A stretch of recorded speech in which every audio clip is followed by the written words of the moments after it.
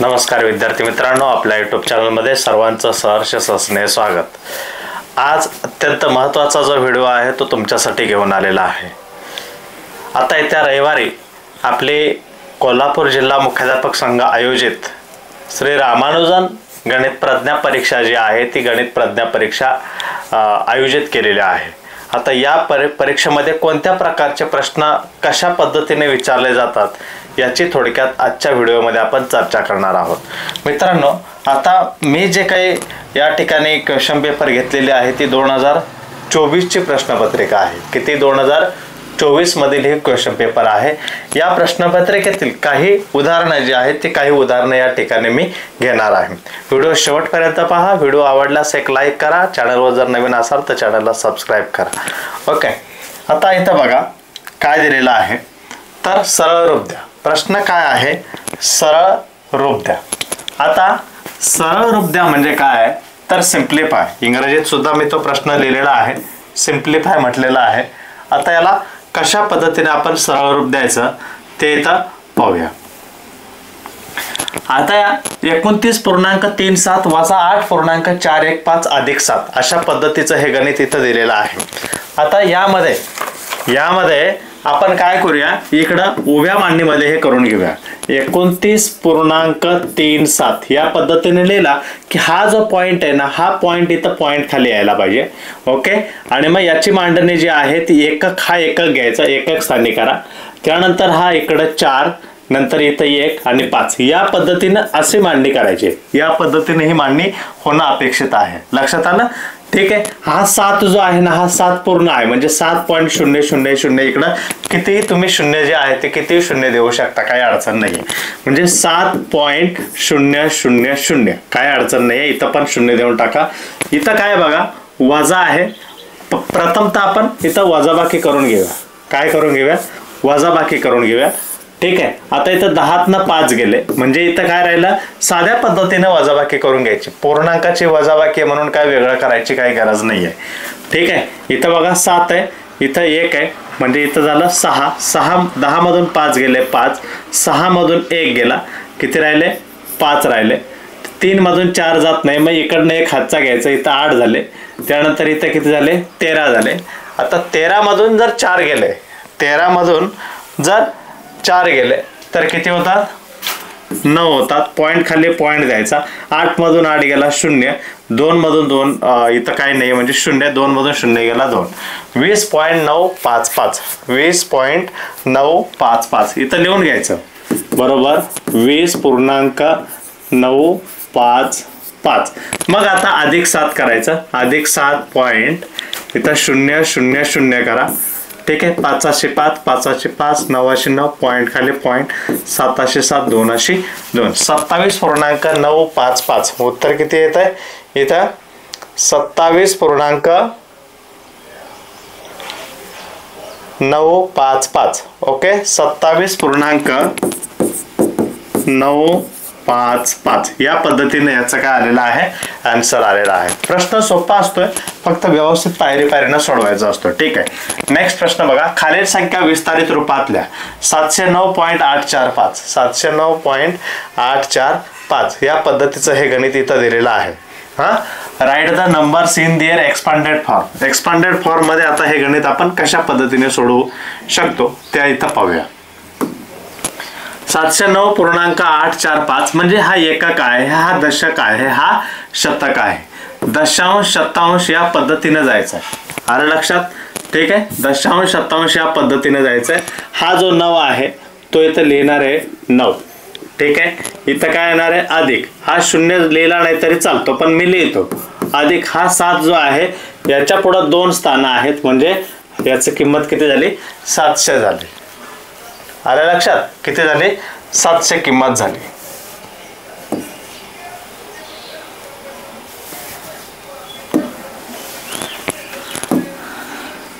त्यानंतर नेक्स्ट बघा,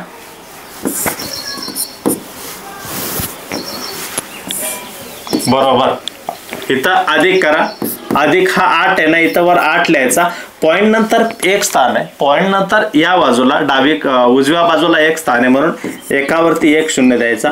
अधिक इथं 4 आहे, इथं काय करायचं एकावरती 2 शून्य द्यायचं कारण हा दुसऱ्या स्थानावर आहे. ओके, थोडक्यात दशांश शतांश ही जी स्थान आहेत ना त्या स्थानाप्रमाणे हे 5 आहे, इथं 5 लिहायचं, इथं 3 शून्य द्यायचं. ठीक आहे, ही स्टेप लिहिल्यानंतर मग पुढची अनेक एक स्टेप करायची कारण कधी कधी काय होतं याला सुद्धा एकच मार्क देतात. समजा जर हा प्रश्न जो आहे हा साधारणतः 3 गुणांसाठी विचारलेला आहे त्यामुळे याच्या पुढील स्टेप सुद्धा केली पाहिजे आपण. बरोबर,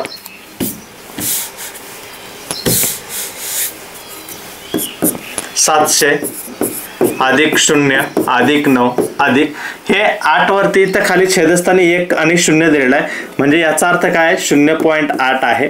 आलं लक्षात? याचा अर्थ काय 0.04 आहे, याचा अर्थ काय 0.005. बघा इथं 3 शून्य आहेत म्हणून 1 2 3 स्थानं सोडायची, इथं 2 शून्य आहेत म्हणून 1 2 स्थानं सोडायची, इथं 1 शून्य आहे एकावरती म्हणून इथं 1 स्थान सोडायचं. आलं लक्षात? या पद्धतीने हा 3 मार्काला प्रश्न तुम्हाला विचारला जाऊ शकतो. ओके, नेक्स्ट क्वेश्चन बघा.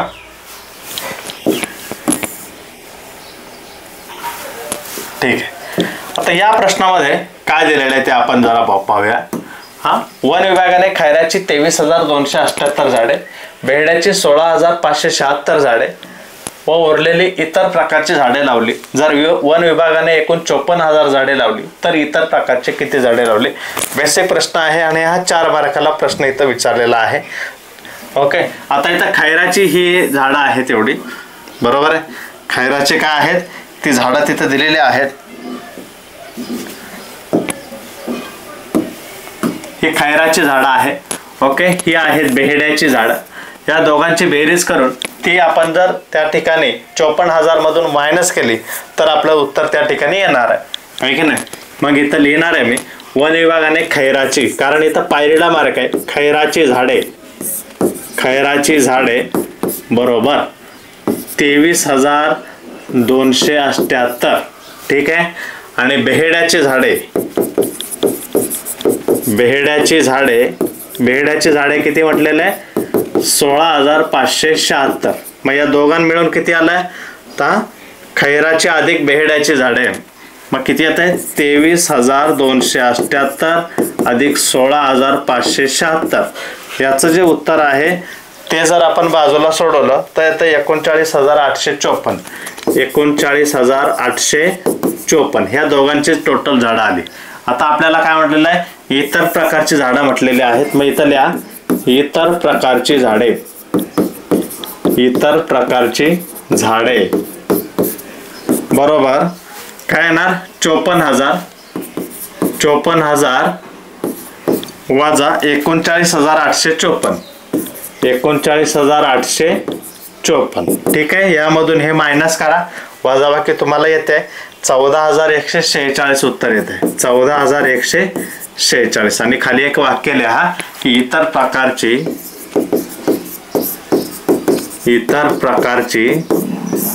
14,146 झाडे असतील.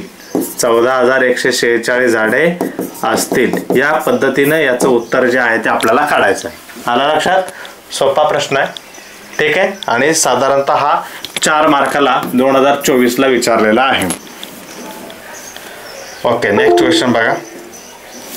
रिकाम्या चौकटी भरा. हा एक बेसिक प्रश्न आहे.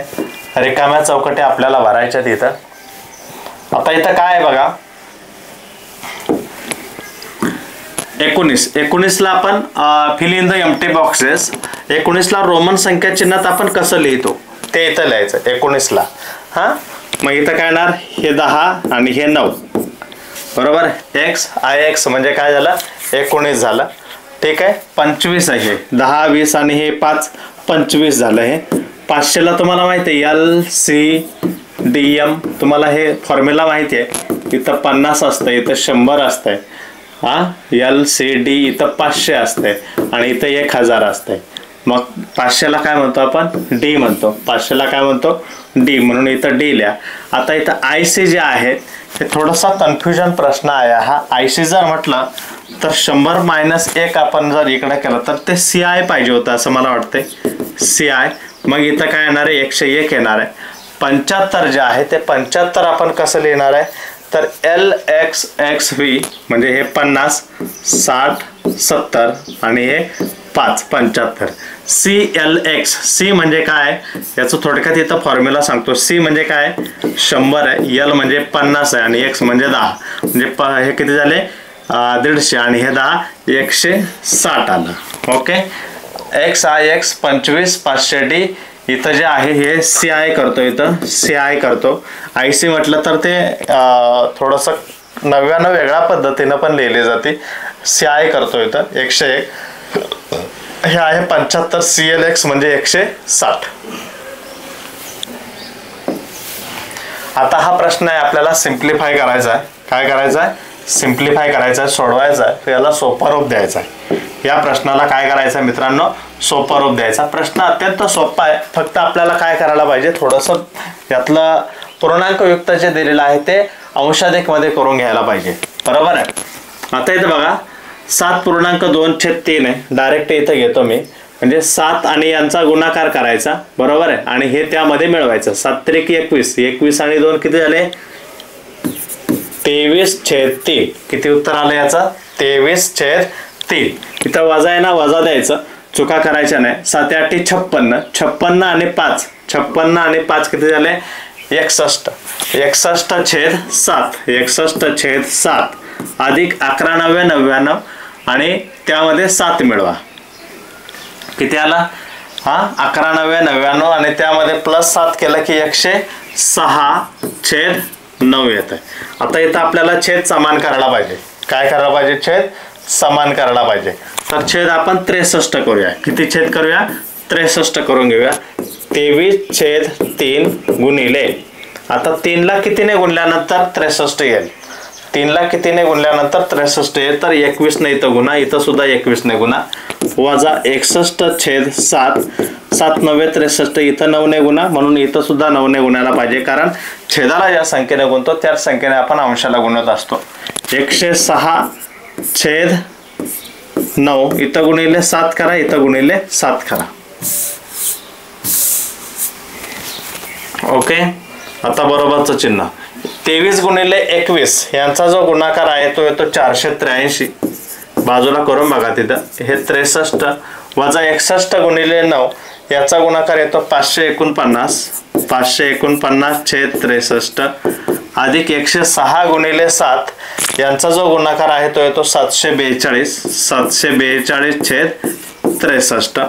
मग आता इथं काय, यामधून हे वजा होत नाही. इथं महत्वाचा ट्रिक्स म्हणजे महत्वाचा भाग आहे इथं, कारण यातून हे तर वजा होत नाही. मग आपण काय करायला पाहिजे, हे आणि हे प्लस करून मग त्यामधून हे मायनस करायचं. थोडक्यात इथं काय करायचं, आपल्याला क्रम बदलायचा आहे. इथं मी म्हणतो क्रम बदलू, म्हणजे तुमच्या लक्षात येईल ते. ओके, आता काय करायचंय, बरोबर 483. बरोबर बघा, 483/63 अधिक करायचं, अधिक 742/63, 742/63 आणि वजा 549/63. कारण यातून हे मायनस होत नाही, मग तिथं वेगळा प्लस मायनसचा फॉर्म्युला वापरावा लागतोय. 549/63. हे उदाहरण जे आहे हे काय केलं मी, फक्त सरळ करून घेतलं. ते थोडंसं हे झालं प्लस मायनसमुळे, तेच फक्त सरळ करून घेतलेलं आहे. ठीक आहे, या दोघांची बेरीज करा. 483 आणि 742, 3 आणि 2 5, कारण छेद समान आहे. ती छेद कसे आहेत, समान आहेत. 3 आणि 2 5, 8 आणि 4 12, आजचा गेला 1, 7 आणि 4 11 आणि 1 12, 1225. छेद एकदा घेतला 63 वजा 549/63. ठीक आहे, आता 1225 मधून 549 आपण काय करूया, वजा करूया. 1225 वजा 549, 1225 वजा 549 करायचं आहे. इकडे करतो बघा, 1225 वजा 549. ठीक आहे, इथे किती झाले, हे 15 झाले, त्यामुळे इथं 1 झाला. 15 मधून 9 गेले, इथं राहिले 6.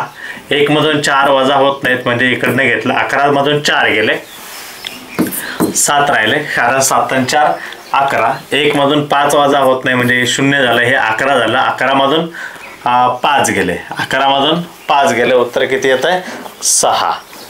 ओके, उत्तर किती आलं 6 म्हणजे 676 उत्तर येतं याचं.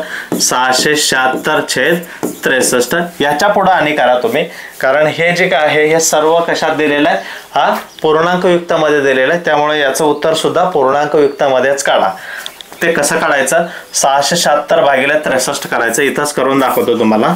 676/63 करा, भागिले 63 करा. भाग 1चा गेला, 63 × 1 = 63.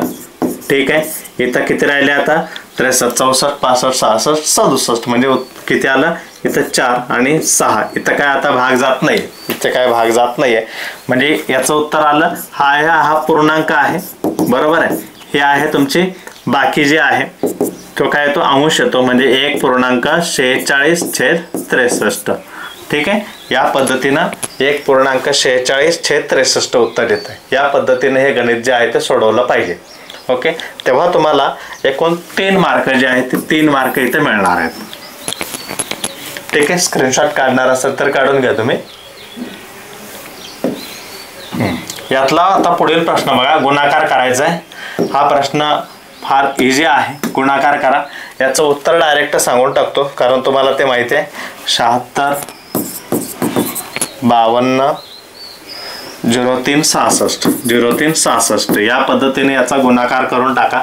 69,543 गुणिले 962 करायचं आहे. ठीक आहे, याचं उत्तर एवढं आहे. तुम्ही बाजूला जे आहे ते बाजूला करून बघू शकता. आता हा प्रश्न बघा, इथं काय होत आहे, बऱ्याच वेळा मुलं कन्फ्युजन होतात. ज्या वेळेस घड्याळावरचा प्रश्न तिथं विचारला जातो ना, घड्याळावरचा प्रश्न जर आपल्याला विचारला तर त्या ठिकाणी पूर्णांक मध्ये त्याचं उत्तर आपल्याला काढावं लागतं. म्हणजे अंश जे आहे दशांश अपूर्णांकात करून घेत असताना 4.5 तास कसं लिहितात, पाऊण तास कसं लिहितात, 2.25 तास कसं लिहितात हे आपल्याला इथं समजत नाहीये. आता इथं बघा 4.5 तास म्हटलं की मग 4.30 असं पण लिहितात, बरोबर आहे काही विद्यार्थी, आणि काही विद्यार्थी 4.50 असं पण लिहितात. लक्षात घ्या, ज्या वेळेस आपण हे गणित सोडवतो त्यावेळेस दशांश मध्ये लिहित असताना आपल्याला ते 4.5 तास 4.50 असं लिहिलं पाहिजे. ठीक आहे, 4.50 या पद्धतीनंच लिहिलं पाहिजे. 4.5 तास म्हणजे इथं 4.50 लिहा.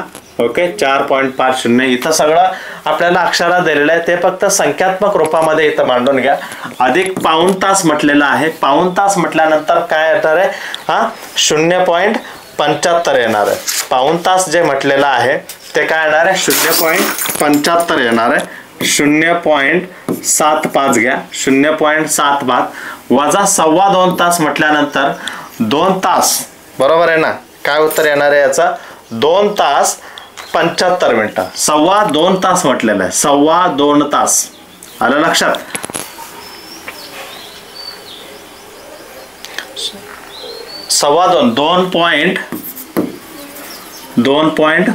2.25 घ्यायला पाहिजे. 2.25 तास, 2.25 तास. 2.75 घेतलं तर ते 2.25 तास येईल, बरोबर आहे. त्यामुळे हे येणार नाहीये. 2.25 तास म्हटलं, 2.25 तास म्हणजे 2.25. ठीक आहे, आता आपण यांचे काय करणार आहोत, बेरीज करणार आहोत. प्रथमतः इथं याची बेरीज करायची, नंतर त्यामधून ते मायनस करायचं. 4.50 इथं कडेला करून बघतो मी. 4.50 वजा 0.75. आता याची बेरीज काय येते, 5 5 7 5 12, हातचा गेला 1, 4 आणि 1 5, 5.25 किती आला, 5.25. 5.25 वजा 2.25 वजा 2.25 वजा 2.25 इथं काय येणार आहे, 0 0 5 मधून 2 गेले 3, त्याला उत्तर 3 आलं. ठीक आहे, या पद्धतीनं दशांश अपूर्णांकामध्ये करून घेऊन मग त्याचं उत्तर त्या ठिकाणी काढायचं आहे.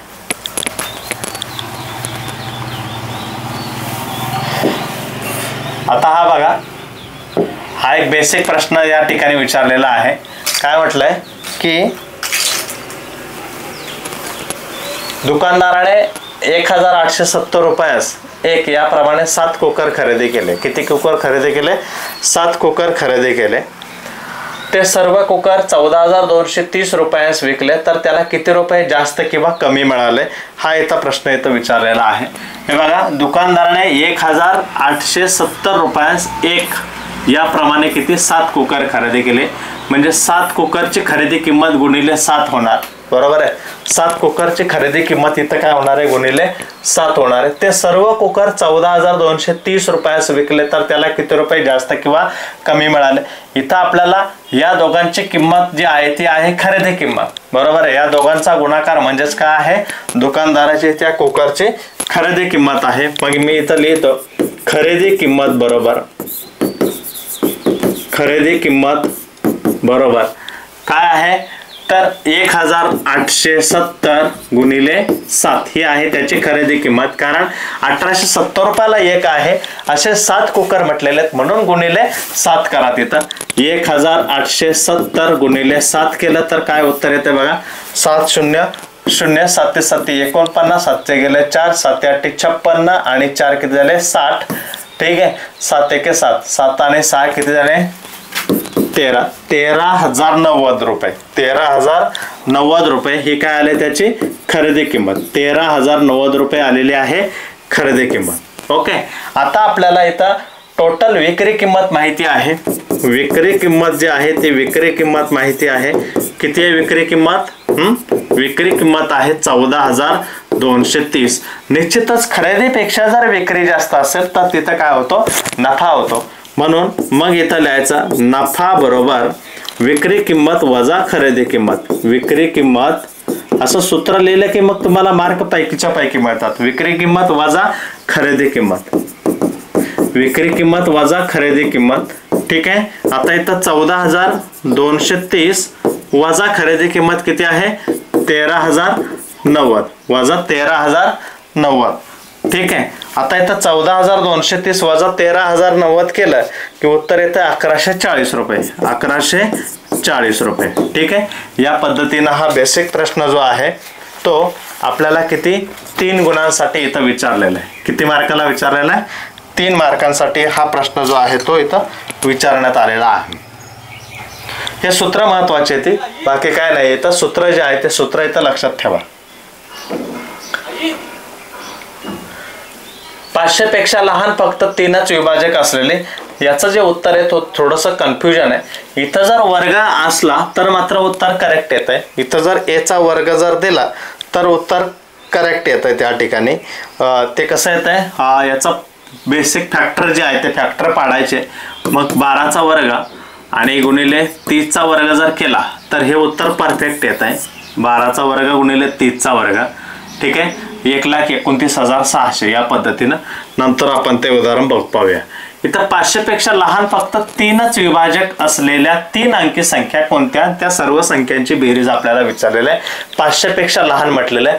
थोडक्यात या ठिकाणी ज्या मूळ संख्या आहेत त्या मूळ संख्यांचा वर्ग जो आहे त्या वर्ग इथे करायचा आहे. आता इथं बघा 11चा वर्ग जर मी केला, 11चा वर्ग किती येतो 121. बरोबर आहे. 3 अंकी म्हटलं 3च विभाजक असलेल्या 3 अंकी संख्या. बरोबर आहे.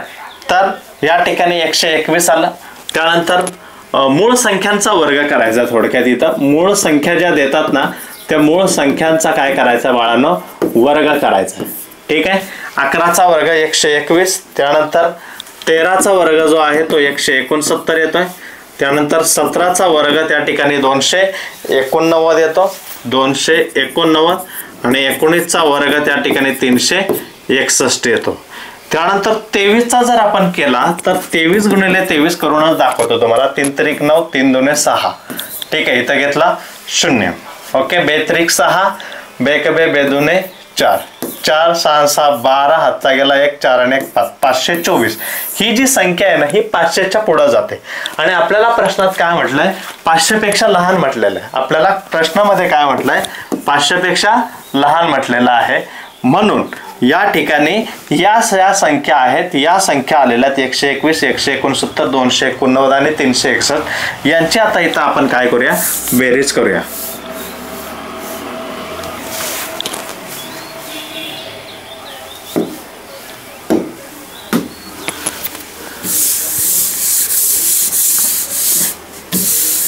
हे लक्षात आलं. मूळ संख्यांचा वर्ग 121 अधिक 169 अधिक 289, ठीक आहे, अधिक 361 यांची जी बेरीज आहे ती बेरीज करा आणि कमेंट बॉक्स मध्ये टाइप करा की यांची बेरीज नेमकी किती येते ती. ओके,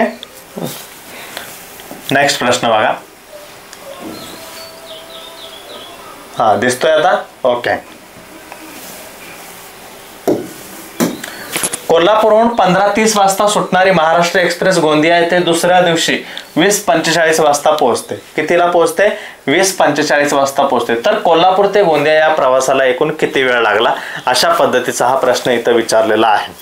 ओके, आता या ठिकाणी आपण जर 24 तासी घड्याळ घेतला, 24 तासी घड्याळ घेतला, इथं बघा कोल्हापूरहून 15:30 वाजता हे 24 तासी मध्ये दिलेलं आहे. 15:30 म्हणजे दुपारचे, 15:30 म्हणजे काय?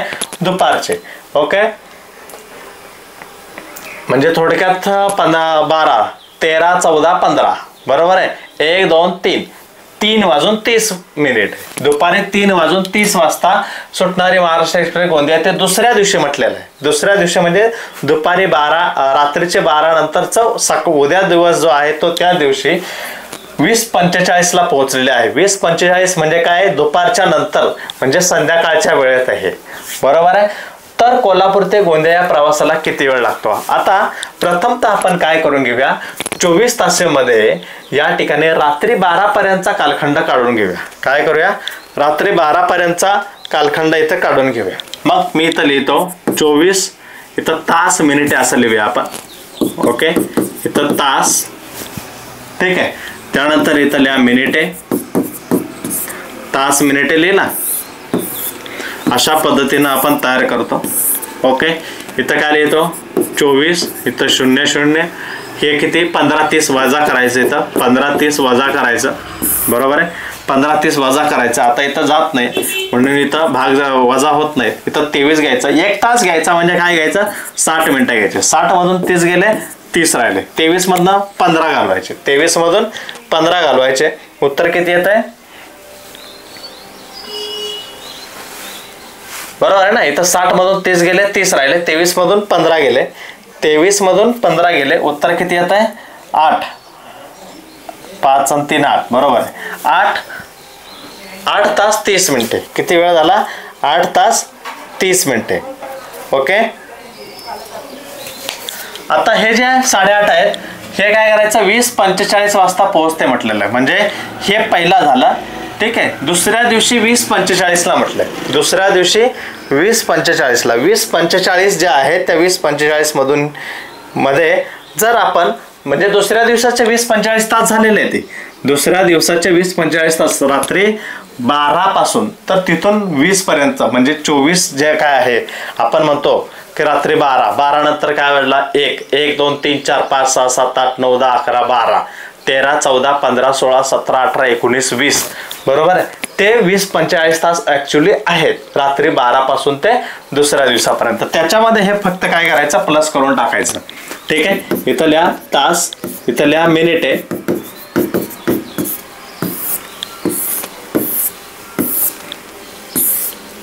ठीक आहे. हे आपलं नेहमीचं फॉर्मॅट आहे. आता इथं किती म्हटणार आहे? 20:45 म्हणा. इथं 20 तास 45 मिनिटं दुसऱ्या दिवसाच्या. बरोबर आहे ना. हा, आणि हे 8.5 तास. 8 आणि 30 ह्यामध्ये प्लस करून टाका. इथं 5, 4 आणि 3 7 झाले. 20 आणि 8 28 झाले. हे 75 मिनिटं आहे ती. म्हणजे 1 तास इकडे घ्यायला पाहिजे. इकडं अधिक 1 तास करा आणि इथं वजा 60 करून टाका. इथं 5 5 आणि इथं काय राहिला? 15 मिनिटं. 28 आणि 29 तास 15 मिनिटं. उत्तर काय येत आहे? 29 तास 15 मिनिटं. ओके, या पद्धतीने मित्रांनो हा प्रश्न या ठिकाणी सोडवायचा. सोपा प्रश्न आहे आणि साधारणतः 3 गुणांसाठी प्रश्न दिलेला आहे. किती? 3 गुणांसाठी हा क्वेश्चन इथं आपल्याला विचारलेला आहे. हा, 5/13चे दशांश रूप काढा. 5/13चं दशांश रूप आपल्याला इथं काढायचं. 5/13चं. आता दशांश रूप कशा पद्धतीने काढतात ते आपण थोडक्यात इथं समजून घेऊया. हा रिकरिंग डेसिमल 5/13. आता इथं 13 ला 5 ला भाग द्यायचा आहे. हे लक्षात घ्या. इथं 13 लिहायचं, इथं 5 लिहायचं.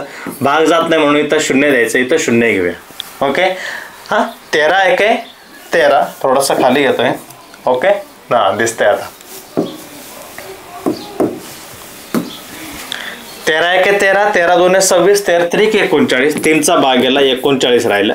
इथं किती राहिले आता? 50 मधून 39 गेले 11 राहतात. किती राहतात? 11. भाग जात नाही म्हणून परत एक शून्य द्यायचा. आता इथं काय पॉईंट द्यायची गरज नाही. इथं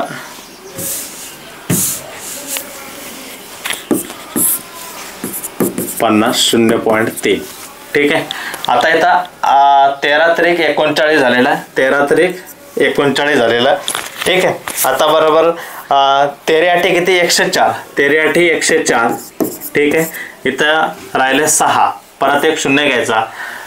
13 त्रिक 39, 13 चौक 52, 4चा भाग गेला. कितीचा भाग गेला? 4चा भाग गेला. 13 चौक 52. इथं राहिले 8, परत एक शून्य घेतला. रिपाचे 65, 13 78, 13 78. ओके. इथं राहिले 2, परत एक शून्य घेतला. 13 78. त्या ठिकाणी 20 राहिले. 13 एके 13, 13 एके 13. इथं 20 वजा 13 केलं तर उत्तर येते 7, परत एक शून्य घेतला. मग आता किती येणार?